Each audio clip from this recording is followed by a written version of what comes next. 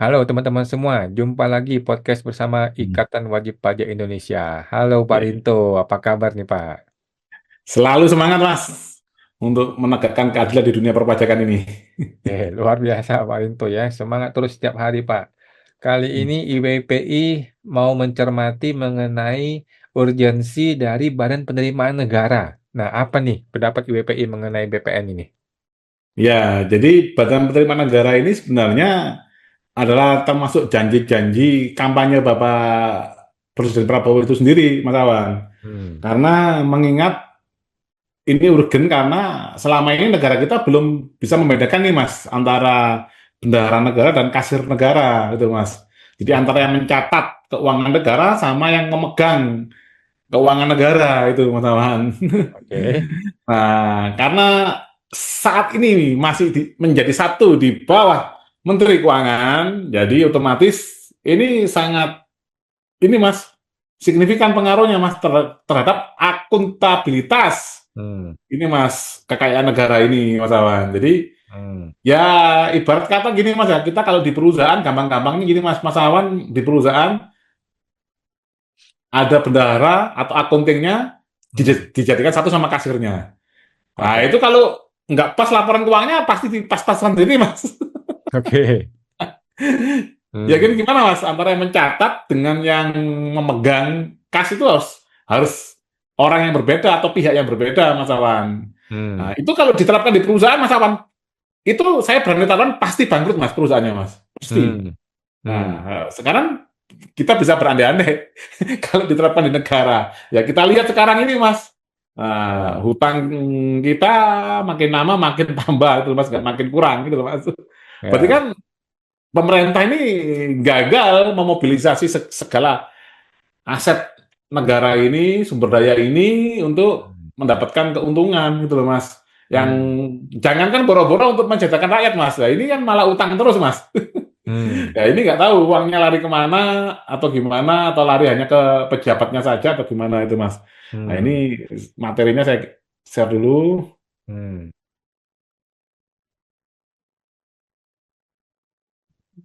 Ini kawan. oke. Badan Penerimaan Negara, ujian nyata, janji presiden atau sekedar rebranding. Nah, ini juga tantangan juga Mas Awan. Mengingat dunia perpajakan sekarang penerimaan pajak juga lagi ini Mas ya seret. Nah, Ah, ini juga berbarengan juga dengan aplikasi Cortex. oke. Teman-teman, yang beberapa fiturnya malfungsi itu teman-teman. Hmm, Jadi aplikasi Cortex ini pun juga dari tim IWPI itu kami temukan dasar hukumnya secara undang-undang nggak nemu mas. Cortex itu. Istilah Cortex ini nggak ada mas. Oke. Lalu, kalaupun mau pakai bahasa Indonesia adalah SIAP, Sistem Inti Administrasi Perpajakan. Itu juga di Undang-Undang KUP juga nggak ada, gitu mas. Oke. Nah, adanya SIAP ini adalah di PMK 80 tahun 2023. Nah, Hmm, ini IWP akan JR Mas, judicial review terkait PMK ini Mas, karena tidak ada cantolannya di Undang-Undang KUP Mas. hmm. Jadi Oke. nama SIAP ini nggak ada juga Mas, sistem ini administrasi perpajakan ini nggak ada. Nah, tiba-tiba SIAP-nya aja belum ada cantolannya, muncul PMK ini, Hmm, muncullah istilahnya Cortex, gitu Mas. oke. Ini bahasa Inggris, gitu Mas. Oke. Nah, makanya di tengah banyak masalah itu akhirnya penerimaan negara anjlok. Nah, ini ada ide lagi itu loh Mas untuk Bapak Presiden untuk mewujudkan janji kampanyenya gitu loh Mas. Hmm, Nah, ini Mas. Urgensi struktural sistemik Indonesia belum memiliki pemisahan kelembagaan Mas antara perancang kebijakan fiskal bendahara negara dan pelaksana teknis penerimaan kasir negara. Saat ini semua fungsi terkonsentrasi di bawah Kementerian Keuangan yang hmm, menyebabkan minimnya pengawasan, silang, checks hmm. and balances, potensi Oke. konflik kepentingan dalam pengelolaan pajak dan non-pajak, ketimpangan akuntabilitas otoritas fiskal. Sekarang tidak ada mas lembaga yang bisa mengaudit DJP maupun Dirjen Bea Cukai. Hmm, BPK pun untuk mau mengaudit DJP harus izin Menteri Keuangan dan rata-rata tidak diizinkan mas. oke. Dan walaupun diizinkan, Mas, akan sangat susah, Mas. Karena apa, Mas? Ini lembaga yang super super body, Mas Awan. Jadi Hmm, antara kasir sama bendahara jadi satu. Lah, ini Mas bisa sayembara Mas. Nanti kalau ada perusahaan, ya ini bisa IWP kasih hadiah Mas. 5 juta rupiah, 5 juta rupiah bagi perusahaannya yang di perusahaannya bisa eksis lebih dari 10 tahun dengan bendara sama kasirnya dijadikan satu Mas. Oke. Karena saya kok bilang itu Mas Awan, karena saya sendiri pernah mengalami Mas. Dulu saya merintis usaha, itu Hmm. saya catat-catat sendiri, saya bawa-bawa sendiri uangnya, itu tiap hari pasti selisih Mas. Hmm. Selisih 1 juta, 2 juta, gitu loh Mas. Satu Hmm. hari Mas. Ah.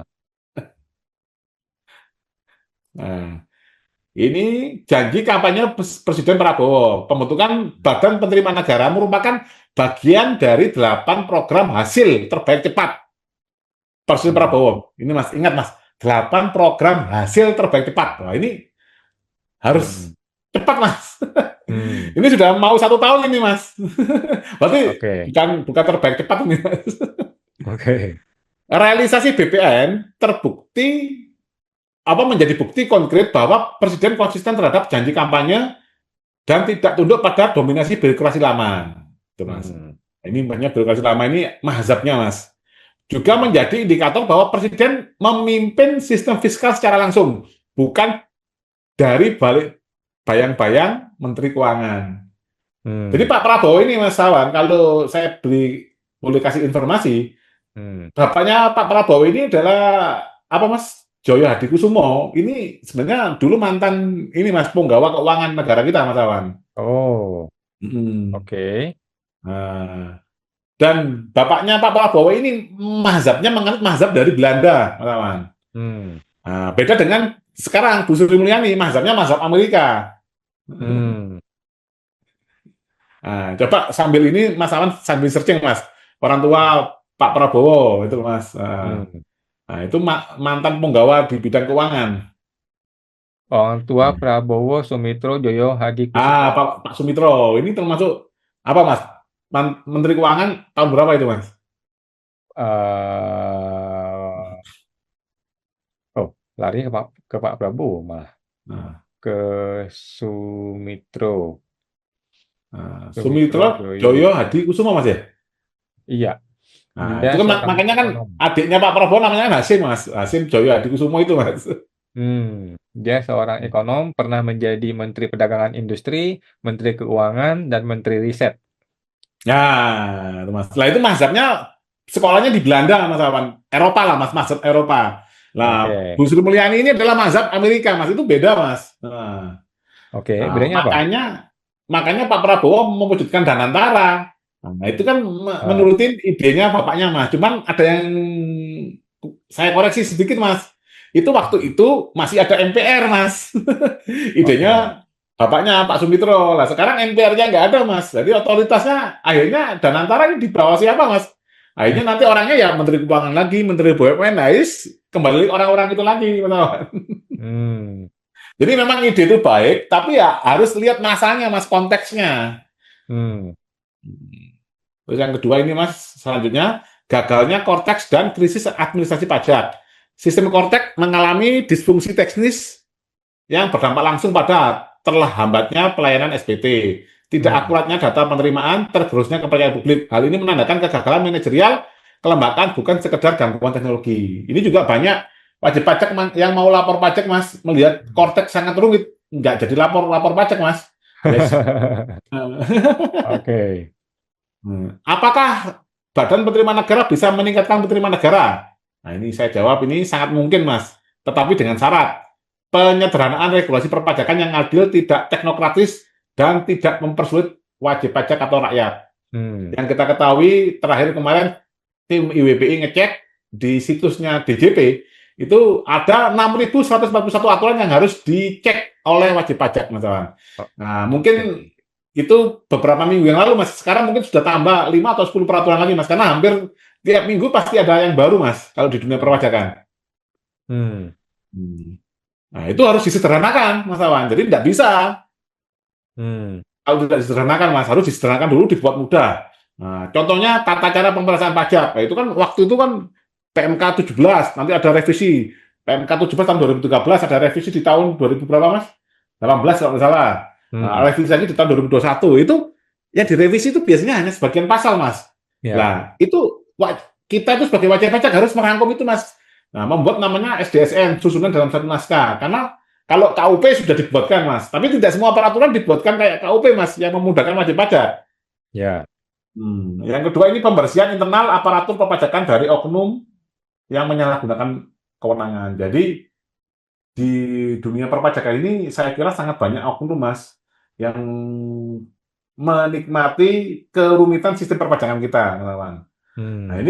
ini ada teman Mas ya cerita, ternyata kerumitan masalah perpajakan ini juga efek akumulasi dari masa lalu, Mas. Sejak Oh, munculnya DJP tahun Undang-Undang KUP tahun 1983, Mas. oke. Di tahun 1983 itu belum ada target pajak, Mas. Belum Hmm. ada target pajak. Nah, itu sebenarnya potensi pajaknya sangat besar, Mas. Cuman Hmm. banyak masuk ke kantong-kantong pribadi, Mas. Nah, Oke. ini saya menceritakan tadi teman Mas ya, yang pengalaman mulai zaman dulu, Mas. Jadi misalkan Mas ya, target pajaknya cuma 50 triliun. Nah, ternyata potensinya bisa 500 triliun. Cuman yang lainnya itu bisa masuk ke kantong-kantong pribadi, Mas Awan. Nah, ini cerita katanya seperti itu, Mas Awan. Hmm. Nah, lah, seharusnya waktu itu, Mas, kita saving, Mas. Tidak ada target, nah, potensi pajak kita besar. Itu harusnya negara saving. Nah, sekarang ini tidak, Mas. Sekarang ini kondisi negara kita, Mas Awan, itu target tinggi, sementara potensinya sekarang rendah, Mas. Karena apa? Usaha sudah susah dan lain-lain itu, Mas. Hmm. Nah, dari samping itu ada juga beban hutang ini, Mas, membayar hutang pinjaman luar negeri. Hmm. Nah, jadi memang sangat berat, Mas, tugas DJP dan Bea Cukai sekarang ini. Karena Hmm. akumulasi masa lalu ini, Mas. Hmm. Jadi oknum-oknum ini harus dibersihkan, Mas. Nah, jangan malah dilindungi. Ini ya. Ini Hmm. kalau malah dilindungi, wah ini berarti ada apa ini DGP ini, Mas? Kalau melindungi kayak saling apa, Mas ya? Kayak di tentara ini jiwa korsa, Mas. Merasa satu korps, satu alma mater. Wah, ya repot ini, Mas. Jadi wajib pajak ini kalau ketemu oknum disuruh seakan-akan melawan kantor pusat, Mas. Wah. Hmm. Ini juga kemana pengawasan dari Itjen, Kitsda, itu berarti kan nggak Hmm. jalan, Mas. Hmm. Nah, yang ketiga ini, Mas, harus revisi dan pembaharuan Undang-Undang Perpajakan. Karena saat ini BPN belum diakomodasi secara normatif dalam hukum nasional. Jadi di Undang-Undang KUP dan Undang-Undang Perpajakan lainnya, Mas, Undang-Undang PPN, PPH, Bea Materai. Nah, itu belum ada, Mas. Istilah BPN kan, Mas. Ini kan lembaga baru, Mas. Jadi seharusnya sekarang ini sebelum membentuk lembaga itu udah ada kajian, Mas. Nah, ini kalau nanti lembaganya dibentuk, belum ada payung hukumnya, repot lagi malah, malah Hmm. penerimaan pajaknya malah lepas semua, Mas. Hmm. Hmm. BPN bukan sekedar perubahan struktur, tapi perubahan watak sistem fiskal. Rakyat tidak butuh logo baru, tapi butuh keadilan baru dalam pengelolaan penerimaan negara. Hmm. IWPI mendukung penuh pembentukan Badan Penerimaan Negara sebagai bagian dari reformasi fiskal menyeluruh. Namun IWPI akan mengawasi agar BPN tidak menjadi rebranding kosong yang justru memperpanjang dominasi elit fiskal. Hmm. BPN harus dikawal publik agar menjadi lembaga berintegritas, transparan dan Hmm. berpihak pada rakyat. Hmm. Ini, nah ini kalau saya ini ada tadi Mas, ya ini, nah ini Mas, ini kita lihat di TTC Mas ya, Hmm. 8 program hasil terbaik cepat. Nah, ini kan 21 Oktober Mas. Hmm. Nah, nomor 8 mendirikan Badan Penerimaan Negara dan meningkatkan tax ratio penerimaan negara ke 23%. Jadi udah tertulis Mas janjinya Hmm. Prabowo Gibran Mas. Hmm. Oke. Mudah-mudahan ya. Tapi BPN gimana ceritanya nih sampai sekarang nggak jelas nih, Pak. Taman kemarin udah beredar Mas. Udah beredar Hmm. bahkan sampai susunan ini udah ada Mas. Hmm. Nah, coba ini sebentar saya cek di ini Mas ya. Susunan ininya juga ada Mas. Nah, susunan apanya Mas? organisasinya Mas rencananya. Ini Hmm. coba saya search lagi. Nah, ini Mas. Sri Mulyani bocorkan bakal terbentuk lembaga baru. Sinyal Hmm. pemeriksaan pajak dan bea cukai dari Kemenkyu. Jadi ini yang ngomong sudah Bu Menkyu-nya sendiri Mas. Nah, ini sudah mulai sadar ini Mas, mungkin Pak Prabowo Mas. Karena memang Pak Sumitro ini bapaknya Pak Prabowo, mazhabnya mazhab dari Eropa Mas Awan. Hmm. Mazhab Oke. ekonominya Mas. Nah, Hmm. coba ini struktur BOPN. Nah, Badan Penerimaan Negara.